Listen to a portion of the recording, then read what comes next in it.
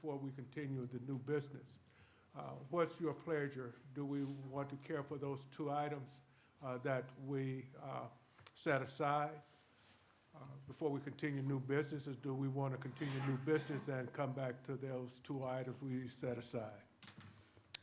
Mr. President? Yes. I'd like to continue with new business because one concerns a first and second reading. Okay. And it's pretty perfunctory, so I don't anticipate any lengthy discussion. Okay. We will continue with new business, and we will come back at the end of new business and care for those two items that we set aside. Thank you. So we're going to continue with new business? Yes, we're going to continue with new Could business. I then Yeah. have one more item? Yeah, absolutely. My other item is on the news report that some of you have seen on Channel 2 yesterday. You know, they placed it on the website. It's entitled Travel Costs Dayton Public Schools, thousands every year. So they were trying to find a smoking gun and sensationalize this. They failed to do that. And there's nothing sensational. So they're basically trying to make it into a problem that hundreds of staff members and board members of this district are traveling across the United States on various professional development conferences and so on. And of course, they would put places like in Florida or Nevada as an example, attempting to show some kind of a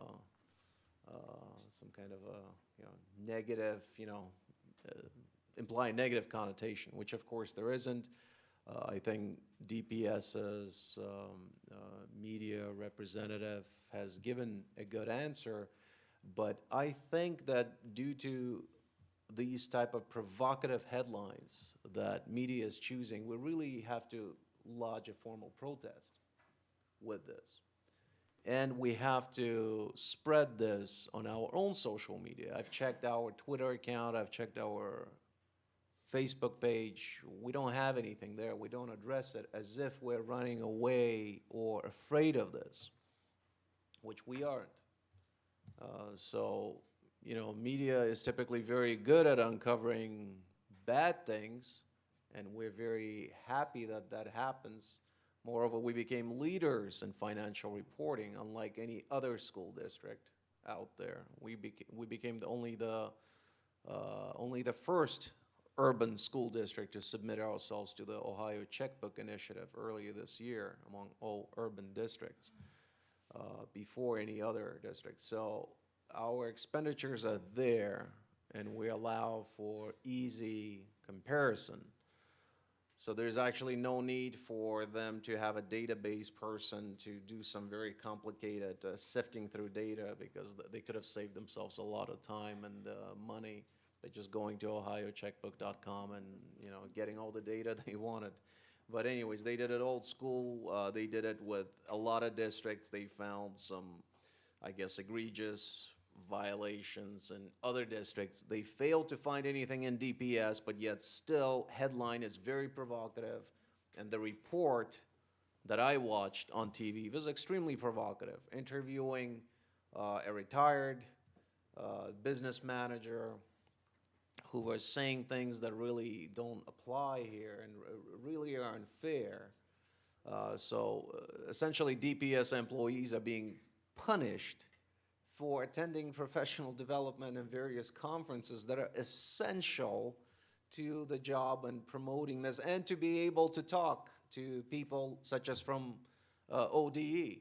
You see, if the three of us, for example, 3 board members, didn't go to Columbus to attend that session that OSBA did with the president of the State Board of Education, I wouldn't be able to tell you that funny story about them not knowing their own formula and their own methodology, or unable to explain right here today their methodology, and constantly referring to some other people who just couldn't make it for some reason to come, even though this was very well planned well in advance, and they were supposed to be here, and they received questions well in advance, too.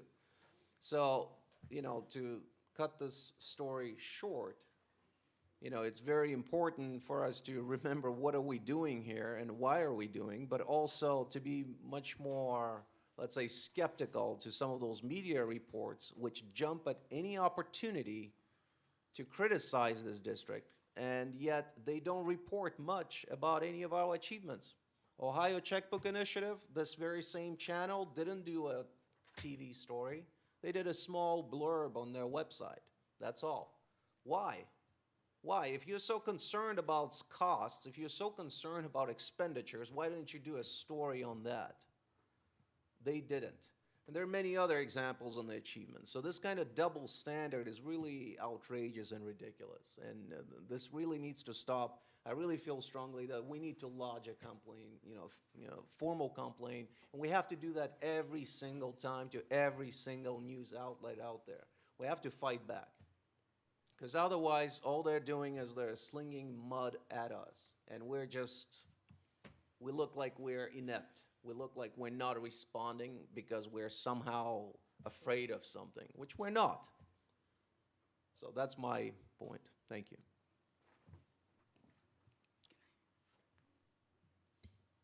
Thank you. Point well taken. Board Member Lacy? Yes, the Finance Committee met October 27th. We did meet with, or we did have several investment management companies come talk to us, and we will talk about that, I believe, later. And then we received reports. The budget to actual report that I had reported at last meeting that really had some errors in it really has not been fixed yet. We're still showing that we are over appropriation, and I've asked the treasurer to fix that, and it hadn't happened as of the last meeting. So we'll wait again and see if it happens again at the next meeting. Thank you. Thank you. Vice President Lee? Yes, I'm on the seat. Yes, I think today was a great day in more ways than none. I'm really, really, really happy the direction that we're going with the children and trying to meet all of their issues, regardless of what level they're on. And the support that we're bringing, I'm totally elated that now we have reinstated the gifted program and the expectation of the expansion of it to hopefully the old days where we had them in all of our buildings. And of course, like we have said before, that's two issues right now. That's having the right people with the right certification and then finding the right resources to make sure that it happens. But that was also a promise to former board member and board president at time, Ms. Isaacs, when she left. That was one of the last requests that she made, was for us to expand that program. And after looking at it that time and realizing we weren't doing anything, is when I sat down with the superintendent and we had long conversations about it. And so this has been a slow process, but it's a process in working, and it's one I'm very proud that the district is initiating. Also, having been in Columbus last week and doing some work legislatively, which goes back directly to what Board Member Bugaroff is expressing. We go to conferences, we do legislative, we go to conference, we work on legislative at the state, at the federal level. We go to Washington, we advocate for the things that the district need. We advocate for our title money so that we can do the special things. I mean, going to a conference, regardless of where it's at, if you want to talk about where you're going, then you should ask Mr. Lee about being in Long Beach, California with 106 degrees and I couldn't even function. I mean, I literally went from one place to the other, and then I had to start taking a cab because the heat was just killing me. But I still was able to do the things I needed to do. I worked within the conference. I chaired 3 different sessions. I worked on legislative issues. I mean, we work as well as learn when we go to these conferences, and somebody's just barking up the wrong tree. But that's neither here nor there. Some great things happened in Columbus last week when we were there. Found 2 programs that pretty much pertain to all of our issues, our young men of color, our young African-American men and women. And we brought those programs back, and we're going to do some more research on them. Matter of fact, gave them to Chief of Innovation Lawrence this week. He was aware of one, was not aware of the other one. And we're looking at growing our whole initiative wrapped around our men of color and and the issues that are addressed to that.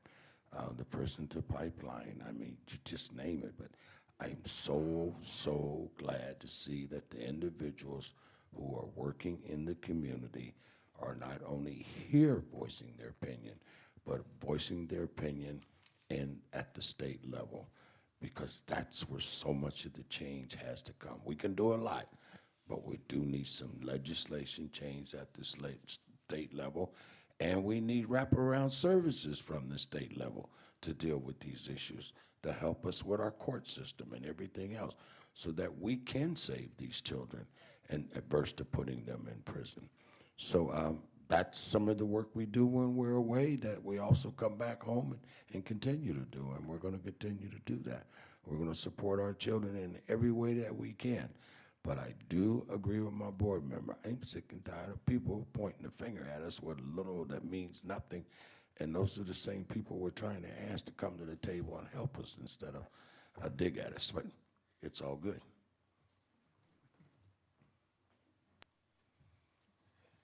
Board Member Nerney? No. Yes, as a continuation of that, I wanted to thank, there was some positive reported news about National Manufacturing Day, and that's been probably more than a month ago, but I was forgot to thank the community businesses that hosted our students. In fact, some of you may have seen them being treated by a lecturer at a parts factory and other places. It was just marvelous, because sometimes I think our students are in the classroom and they get the books, but they don't get the career they're going to end up in after the books. So I want to thank Noble Tool, Dysinger, I can't pronounce this one, Ehrlichon Friction Systems, Gem City Engineering, Minco Group, Precision Metal Fabrication, Select Industries Corp., Staub Manufacturing, Gem City Engineering, and Dayton Progress. Also, I wanted to thank the Dayton Metro Library, who both helped there, and the book collection drives that have been going on for us, as well as the City of Dayton. All these partners that we have are really important to our students, and that's why I think it's really important to thank them for those efforts that they've done. Also, I wanted to invite as many people as would like to come to the Math Olympics at Belmont this next Saturday. We're going to be looking at the math skills of our students and giving them problems to solve and see how well they do.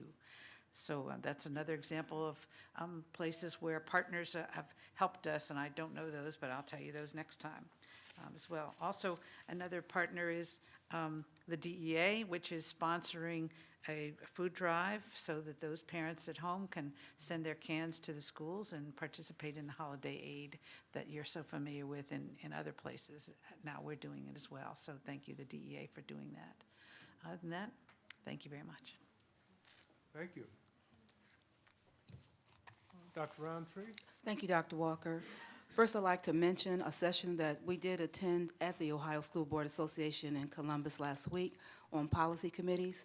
And Dayton District was recognized as following best practices, because we not only have first and second readings, but we also have representation from the community.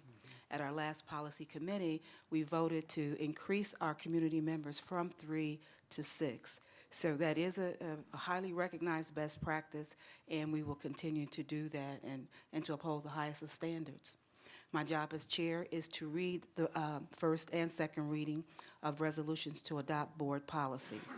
And there is a rationale, and as much as the Board of Education is committed to the continued updating of its policies, regulations, and regulations manual, and the committee, which was appointed, has been working towards that goal. The following is brought at this time for simultaneous first and second readings in compliance with board file.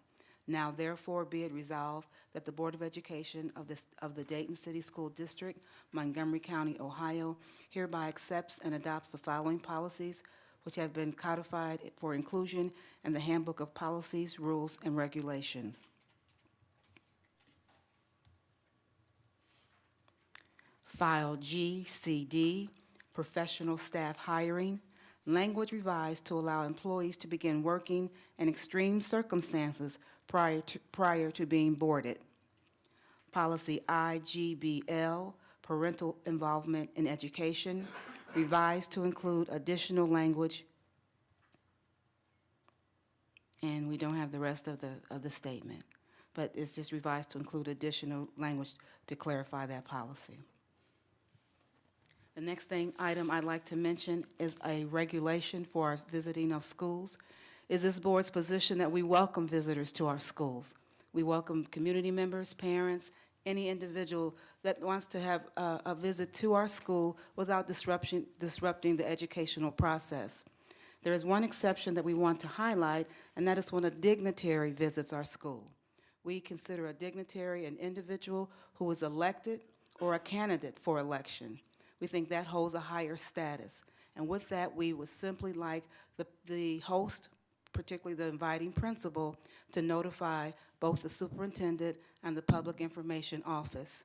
This is just to clarify a process. It is not to usurp the authority of a principal to invite anyone to his or her school, but the issue is clarification of when and where the individual will come and the extent to which they will bring media, which exposes our students to situations that require in some sense, some situations, it requires different documentation because of privacy and safety issues.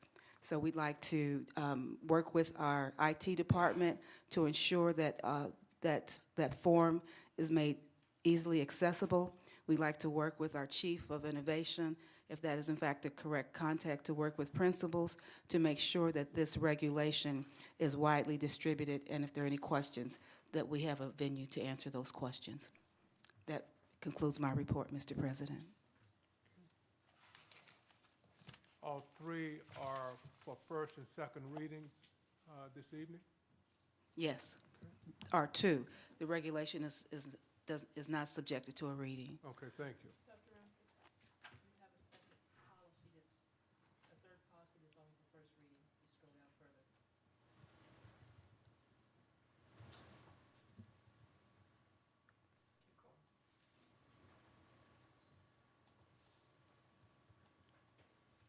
Okay, this one, okay.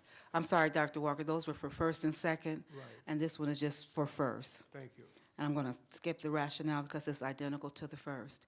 And this one is file IGCH, also LEC, College Credit Plus, and the language has been revised to be in accordance with legislation. Thank you. You're welcome.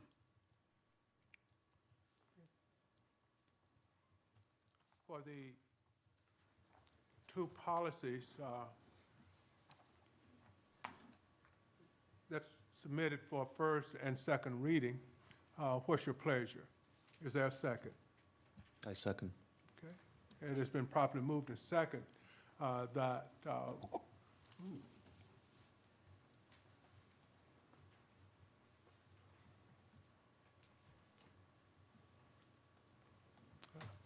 that policies GCD and IGBL be acted on this evening. Is there further discussion? Just a point of clarification. Yes, sir. So the regulation, KKR, do we vote on that? No, we do not. There is no vote for that? No. Okay. It's not a policy, it's just a regulation. It's how to carry out the policy. Understood, but since it's presented to the full board, doesn't it require? No, it was presented for clarification, and there are other units very tangential to the policy, meaning the IT has a responsibility as well as public information in terms of getting media releases, and that was the purpose of bringing it to the attention of the, and other board members weren't at the policy meeting, so they were not fully aware of the regulation. Understood, okay. The regulation doesn't take into account all the concerns of the board members, both those that were present at the policy committee and those that were not present at the policy committee.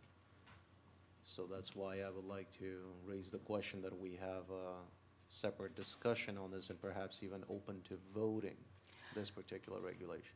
This regulation has been voted on at the meeting. Individuals on the policy committee had opportunity to discuss it. The majority, it was the majority at the meeting with the right to vote, voted for the regulation. Board Member Lacy? Yeah, I was at the meeting, and there was very little discussion of this regulation. Really, it was, she presented it. I told the members of the policy committee that we had discussed this in executive session, and a majority of the executive session members didn't particularly like this regulation.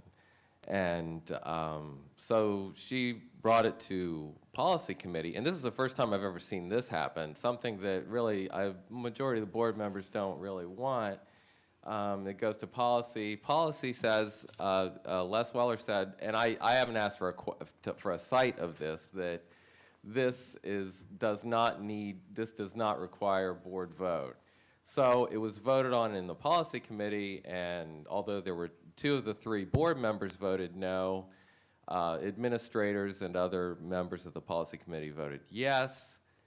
So, so I'm not exactly sure why she's bringing it forward to the board.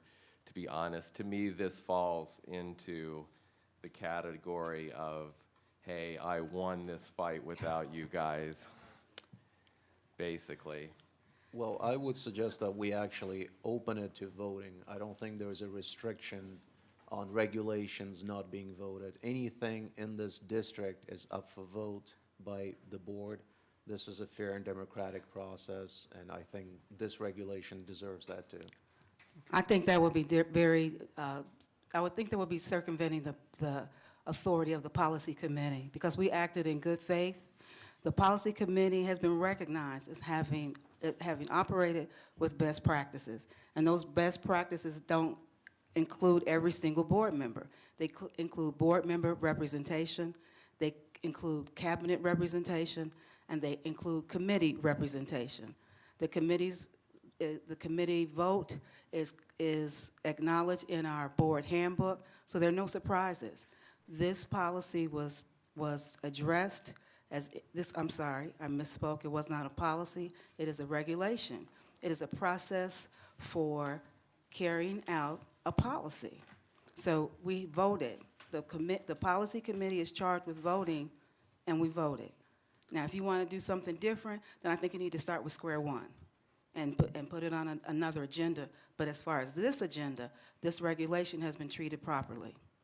The way it usually works is the policy committee takes a vote, and then it proceeds to the full board for second round of This is not a consideration. policy. This is a regulation. Understandable, Yeah, understandable. let me, But it has point of order. far-reaching implications. Yeah, a point of order.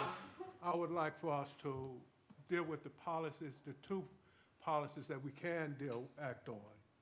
And then if we choose to come back to the regulation, we'll come back to the regulation. Okay? Is there further discussion on policies GCD and IGBL? Okay. I think, Mr. Treasurer, we're ready to vote on those 2 policies. President Walker, Yes. Dr. Begiroff, Yes. Mr. Lacy, Yes. Mr. Lee, Yes. Ms. Nerney, Yes. Dr. Roundtree, Yes. Ms. Taylor, Yes. and Ms. Allen. I abstain. Okay, thank you. We have 7 affirmative votes and 1 abstention.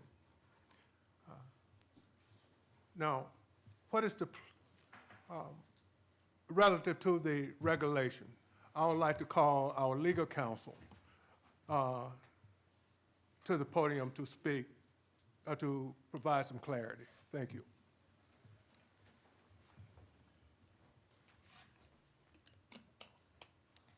Good evening, board members. In general, when talking about policies and regulations, you've got policies that are the rule and regulations that are the guideline. A regulation is not a rule. It is suggested, agreed upon by committee. That is why it doesn't come to the board for a vote, because it's not a rule, it's a guideline. So bearing that in mind, knowing that there are differing opinions, I have to echo Dr. Roundtree's sentiment in that taking it to vote would be usurping the authority of the committee. But of course, that doesn't mean that tonight is the end of the discussion. If there's more discussion to be had about the regulation, let's put it on the agenda for the next committee meeting, and if the committee agrees, we go a different direction. Board Member Lacy? But there are things in this regulation that are not in the policy. The regulation says that the superintendent has to approve all the, it gives the superintendent new authorities that are not in policy. Basically, yeah, if you do that, then you're pretty much creating new policy. If that's the practice that the administration's going to take, I think it's really up to the board to say, do they want the superintendent to do this? The board has already said they don't. The regulation is not the rule. Just bear that in mind. But also, there is no rule that precludes the vote on the regulation, and that is the point. The way it always works is the policy committee discusses first, votes, then it flows to the full committee, to the full board. So the policy committee is nothing more than just a filter, to filter out anything that's unworthy versus worthy for the full board considerations. At the end of the day, the full board needs to vote on something like this, especially as important as this. Well, and I'm one, probably a minority in this conversation, and I'm one who felt that we need further clarity with the regulation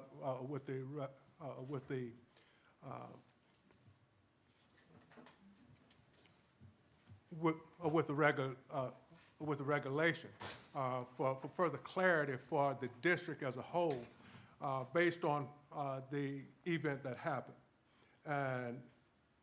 And I think that it may be well for us to continue to discuss this for further clarity, because if we want to take it to vote tonight, I think that we would do ourselves personally a disservice, because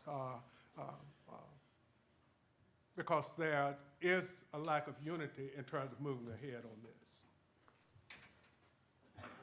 Nancy has her hand. Okay? I've Yeah. had my hand out Okay. for Okay, I'm way sorry. long. Okay. Board Member Taylor? I'm very upset with this because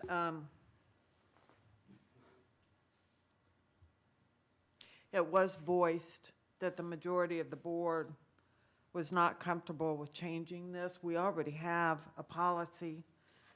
And this says policy. The purpose of this policy, it says policy. It doesn't say regulation. I've been on the board for 8 years and have sat as the chair of the policy committee for a couple of those years, and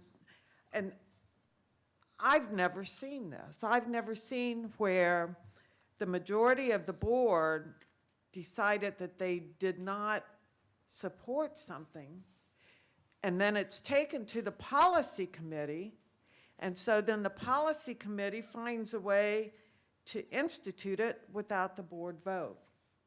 Now, you know, we can, if we want to talk about trust and we want to talk about what protocol has been, and if we want to talk about those types of things, you know, I think that we need to look at history and see how things have normally been done. But it was voiced very clearly that, that the change didn't need to happen, that we already had policy, and basically it's changing based on one situation. and the board just felt like the change didn't need to happen because of that situation. And I'm real upset as a board member to find out that the policy committee just creates something that can go around us. I have never known that that would be something to happen. I mean, we've had disagreements on the board, but nothing where something is designed to go against what the majority of the board wants. Why have the board? Why not just have a policy committee? And just, you know, I don't understand. And so that's the way I feel. I'm totally opposed to it. I'm totally opposed to the way that it was presented. I would think that with this much opposition to something from the majority of the board, that what we need to do is take a look at this and have some real clear conversation on, is this the role? Is this how we want to do things? Is this going to be the new way to change policy? Because it is a change in policy. It's not just, oh, well, you know, well, this needs to be tweaked here so that the policy is more easily understood. It's an actual change in the policy. So that, I just felt like, as a board member, that I needed to speak my feelings on this, because I do feel very strong about it. Maybe this would not even be so bad. To me, it's just the way the committee chose to go about it. And how many people are on the committee? How many voting? 9 voting members? Just been expanded, actually. It's actually even bigger now. We haven't formally sent the invitations, but Dr. Walker did ask me to expand it. Yeah. Board Past Member- 9? Yes. Board Member Lacy. Yeah, the vote, there are 9 members, but the vote was 4-2. There was barely a quorum. But it was a quorum, and it was legal. It was a quorum. Yes, okay. Board Member Nerney. I'd like to suggest that there's a couple things that have come out in this conversation. One is that this is not a policy, and that perhaps maybe we need to look at the policy. It says policy. I know, but that's not what they said. All right. Right. That's It deserves just it. that. It's And a it's point got the file letter of a regulation. So that we look at, and then the other thing that came that was very inconsistent is that apparently there are some things in this regulation that were not covered by the policy, which is something we need to look at. That's a very important difference. And I suggest that the policy committee does a relook first at the differences between the two to make sure the regulation does carry out only what the policy says, and vice versa. And that they look and see, this is awfully detailed, for one, and maybe get the voice of more board members to come to your policy committee when you discuss the policy itself, so that you come up with a consensus more. Apparently, the 6 is not satisfactory, so when you do 9, you'll have more of a vote, and just look at the consistency between the two, and perhaps a legal person can help with that to make sure that all the differences are ironed out. So within the realm of the policy committee, because I do agree that we can't just circumvent the policy committee at all. We assign them to do their job, and they're doing it in the way they see fit. Thank you. Thank you. Board Vice President Lee? I think he got his hand up. Okay, just a quick question. Did you actually vet this? Did you make recommendations about this at all? I was not. So that legal counsel, I was did not in any legal attendance at that counsel meeting. make any suggestions about it? Thank you. There was no requirement that legal counsel make any suggestions whatsoever. Legal counsel does not have a vote on the policy committee. Legal counsel does not, nor does the superintendent. That's true. Our board handbook clearly designate who is a voting member. This is to clarify processes. Any good district has clarification of processes. We did not have a handbook. We did not have a handbook until we created one recently, and now our handbook is used as a model for the state of Ohio. We presented our handbook at the Board Leadership Institute because we have clarity and our roles and our committees and who votes and who doesn't. You can't just say whoever shows up votes. So we have identified who are voting members. So we are active within in our legal framework of our board handbook. There is no question about that. Every voting member at that policy committee meeting was a designated voter, with no exception. So we followed our rules to the T. So when you have a policy, and you have a process, and you have a procedure, you have an obligation to follow it, and we did that. And the majority won. And all this regulation is doing now is putting the proper people on notice that there are some additional steps that need to be taken. We don't want a regulation and then it's hidden in a book someplace. I want this regulation to be a living document and a tool so that principals will have confidence in knowing what to do when they want to invite someone to their school. It's not any way whatsoever restricting principals from inviting individuals to their school. It's showing them how to do it. It's called being proactive. That's all it's doing. The greatest objection seems to be that they don't want the superintendent to have to approve it. That's the greatest objection. Not that the principals have to inform someone at the outset, but the superintendent is the face of this district. And if you invite a dignitary, it's embarrassing. It's humiliating. And it's offensive to me personally that you would invite an elected official and send a board member an invitation, but not the superintendent. Now, that's why this all came out. Let's keep it real.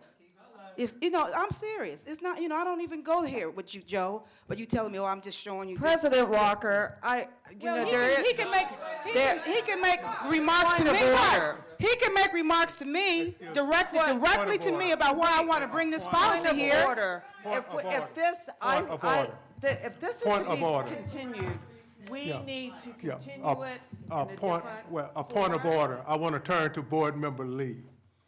Yes. Turn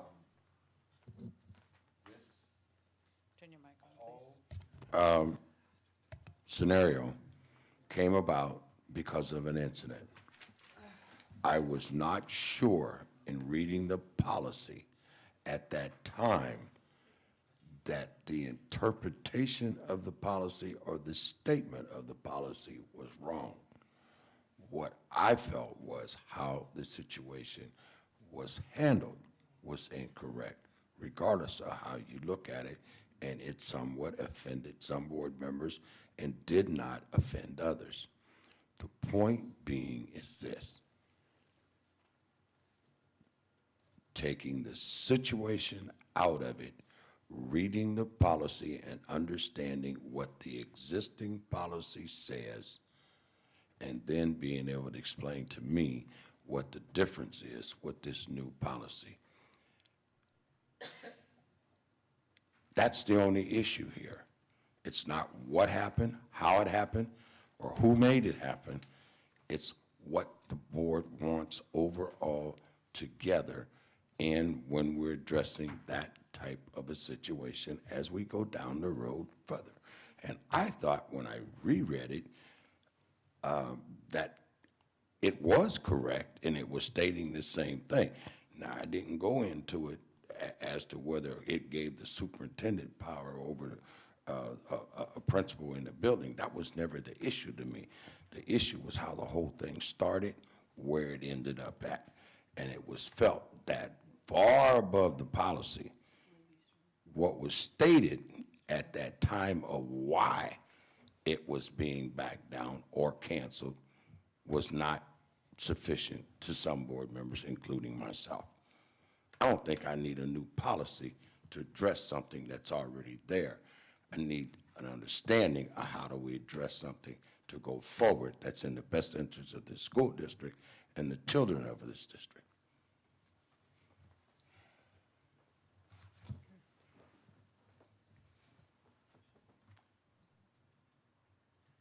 Can I suggest that we will ask the policy committee to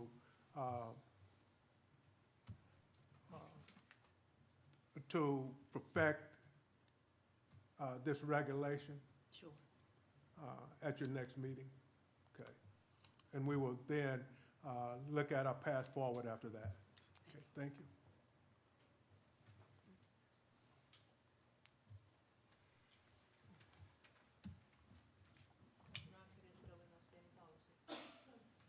But that was the first reading. It was a- We don't vote on the first reading. We're done. I did. You did? Yeah. Yeah. I announced it and I waived the rationale. yes, we do. I did. Thank you, though. Yeah, we I did. voted on the first, on the. First two. We don't vote on the but we don't second one vote on yet. the second- This is his first On the reading. second reading. I mean, on the second one. Our work It here was is the done. first No, reading. just the Okay. opposite. You don't Good. vote on the first reading, No, second. second reading, and then vote. Okay, good, thank you. Okay, let us move to, board, oh, well, do you have additional information to share, Dr. Roundtree? No, no Okay. thanks. We will come back to Board Member Taylor. Let us hear from our Student Senate and ex officio member of the board, Ms. Allen. We're glad that you are here this evening. I'm here to speak upon Student Senate. We met last Thursday and had come up with 2 standing committees that deal with helping the community and mentoring the youth. I have gravitated towards the youth because I personally think it starts there with our youth to install positive attitudes and motives to help the youth to succeed in their future. I can only elaborate on the mentor community because my partner took on the responsibility to help and change our community. Our Senate members that are on the mentor committee are coming up with ideas to help and improve our students' performance in school, not only in middle school and/or elementary, but to prepare those students for high school. Myself will be focusing on Middledale Elementary because I attend Middledale High School. Those other students that's on Student Senate are focusing on schools that's closer to them, closer to the other high schools such as Thurgood and Ponitz. Far as the community goes, I cannot really speak upon that because it was broken up into 2 different groups. But that's all that I have, and I'm looking forward to mentoring students. And so, do I understand that you all are mentoring students in the earlier grades? Yes, we are. Okay, good. And you'll be, I'm excited about that. I'd like to hear more about that. We are trying to come up to create our own website to post things, to keep others updated. We don't meet as much as we would like to, but we have taken it upon ourselves to make our own meetings to help out as well. So we will be coming up with something here shortly. Okay, I good. don't know, I guess she's just. So, well, we're, as board members, we'll make it a point to stay informed. And thanks again. No problem. Board Member Taylor? Yes. Thank you. I would like to start with we had a superintendent coffee at Mount Enon Church, and I felt that it was a good event. There weren't a lot of people there, but I felt like we had some real strong, healthy, good, open discussion. Some of the things that we talked about were the need to get the community and the parents more involved and to focus more on what some of the needs are. We had talked about an office of, and I'm sorry, I don't remember the name of the. Black Male Achievement. And creating that in combination with the district and also the community. And it was, for me anyways, it felt really good to get input from the community and to also see some action steps at the end of the coffee to move forward so that we can give the support to the students that need it. So the men of color that went in with Commissioner Mims, that went into the schools. I think that that's a wonderful event. It brings a lot of good, positive attention, shows people who really care about our district. However, we need to challenge these people to really get involved with the students, to pick a young person, to actually mentor them, to help support those young men so that they can be successful in school. Doing a one-time visit, that's nice and we appreciate it, but we want you there. We want you there every week. We want you there with someone, partnering with someone, being their friend, their support. so that they can be successful, because that's real important. Then the last thing that I want to talk about is the preschool promise. That's a committee that, I don't know if it's chaired by Commissioner Lieberman. Anyways, it's a preschool promise, and it talks about the early childhood needs in the district. It is a countywide, however, I try to be there and be a part of this so that Dayton Public Schools can hopefully reap some benefits from it, and to also help the community know the needs of quality preschool for our children. So they are doing a training session that, so that we can train to go out and speak to the community on what their goals and what the needs of the early childhood education students are, or whether they're students or not, but the preschool children. And I have signed up to take that class. So the group is going to go out into the community and let them know what the plans are and how they can use their help, and just to educate people about the needs of children before they get into pre-K and even after pre-K. So those are some of the things that I've been working on, and I'm very much looking forward to, I think that was, what, December 6th, Ms. Jabbar? December 6th? December 9th at the RTA Center with Racial Justice Now, and then the other group that's coming in also. So I think we got to get a lot of good dialogue going. You folks have been great. You've really educated me in many ways.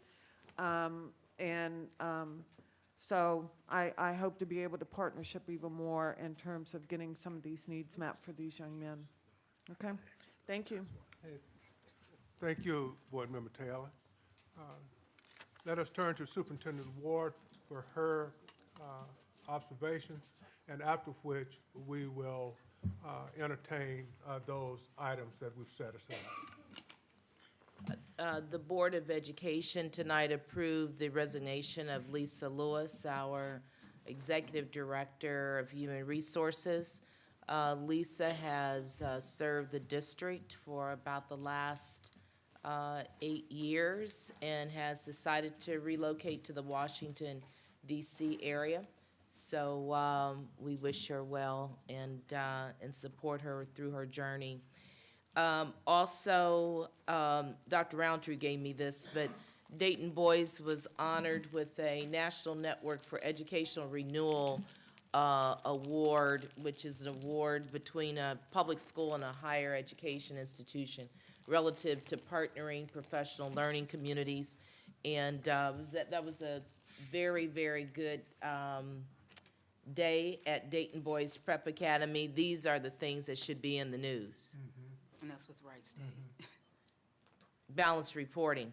And then I just want to say this. Excuse me, Superintendent, that was with Wright State. Did I You- say, you- what did you I did say? not. I'm sorry, with Wright State, I'm sorry, Mr. Lacy, could you pass that down? Thank you. I just want to end my remarks with saying that this is the holiday season, and I'm so thankful for children that you witnessed today. The Belmont football team. See, that's what we're about. Amir, who's always here with us. That's what we're really about. And little Jabria Harrison. So I'm thankful for the children we serve, because this is what this is about. Thankful for the teachers.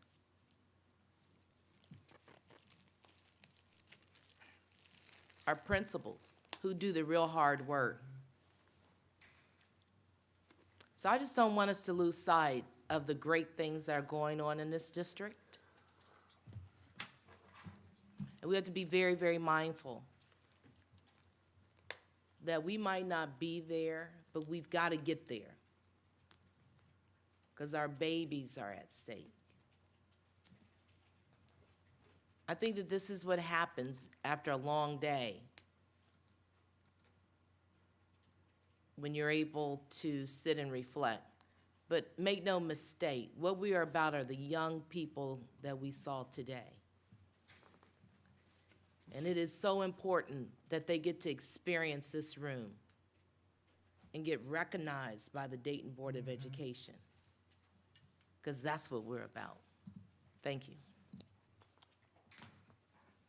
Thank you, Superintendent Ward. Let us now turn to the two items that were set aside, and that was the resignation of two teachers after the July 10th date. Is there a motion relative to that recommendation? I move that we vote on these two. Yeah, okay, Yeah, I mean, just to move things along, I'll second the motion, but thank you. It has been properly moved and second that we accept the resignation of Aaron Rogers, and the second person is Deron Pickrell.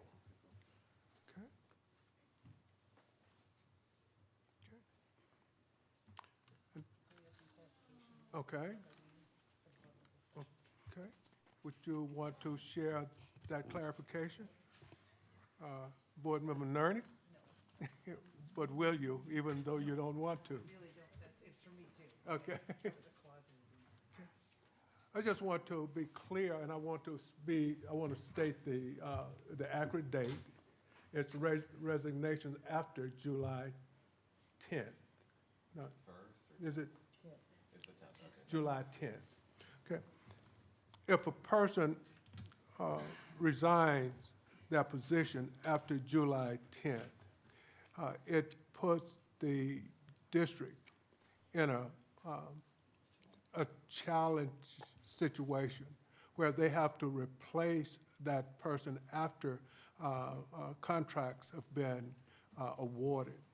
And so it leaves those classrooms without, temporarily at best, without a certified teacher.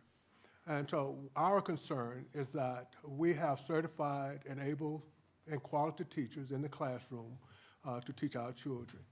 And I think and there's been a pattern of resignation midstream, and we are concerned about that. And so we are implementing this policy. We are sticking to this policy because as we bring people on, we want them to be committed to it for a year unless there's some exception that would cause them to need to leave the area. But at the same time, I'm just looking at what happens to a teacher at that point when they resign, and we're just not accepting their resignation. They still resign. Right. And I'm wondering, and that's the same question I had last time, how effective is this to deter people from resigning? We can beg and plead because we really are. We're saying, please stick with us and give us your time as you pledged you would do. But I think they still may have to retire or resign. So I'm not sure how effective this is as a tool. Yeah, I agree. But I think that I've been on the board for 3 years. I mean, I'm in my 4th year. And this has been an ongoing discussion with us. And I think that we simply want the teachers to know that we want to hold them to their commitment because we are going to be true to our commitment. Okay. And so it's that kind of mutuality that we are working to provide. and I understand that this may seem pretty rigid, but I think that we are trying to get to a point where we can reset, so that when we employ teachers, that we would have some sense, have a sense that they will be with us for a year, during that academic year. Thank you. Sure. I think is there further discussion? Okay, we're Could we ready to just vote. restate the question one more time so that everybody is very clear? Would you like? Yes. The vote is to accept the resignation of the 2 designated teachers. So a yes vote is, yes, I accept their resignation and goodbye. And the no vote is basically no, and which starts a process of protest, well, it's not protest, but something else. It's, Yes. what is it? I think we're ready to vote then. President Walker, No? Dr. McGeoff, No. Mr. Lacy, No? Mr. Lee, No. Ms. Nerney, No. Dr. Roundtree, No. Ms. Taylor, No. and Ms. Allen. I abstain. Thank you. The vote is 7, One abstention. and 1 abstention to deny the resignations. Now, let us go to the contract relative to the meter public funds. Can we have information on, You need a motion first. okay? Is there a motion for us to enter into a conversation about the meter public funds?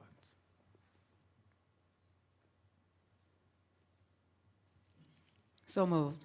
Okay. Okay. There's a motion. It has not been seconded, so it dies for the sake of a motion. I mean, a lack of a second. So with that, that concludes the business of this evening. And is there a motion to adjourn? Yes, I put forward the motion. I second the motion. Okay, it has been properly moved and second that we adjourn this meeting. All those, okay, can we have a roll call? President Walker, Yes. Dr. McGeoff, Yes. Mr. Lacy, Yes? Mr. Lee, Yes. Ms. Nerney, Yes. Dr. Roundtree, Yes. Ms. Taylor, Yes. and Ms. Allen. Ms. Allen?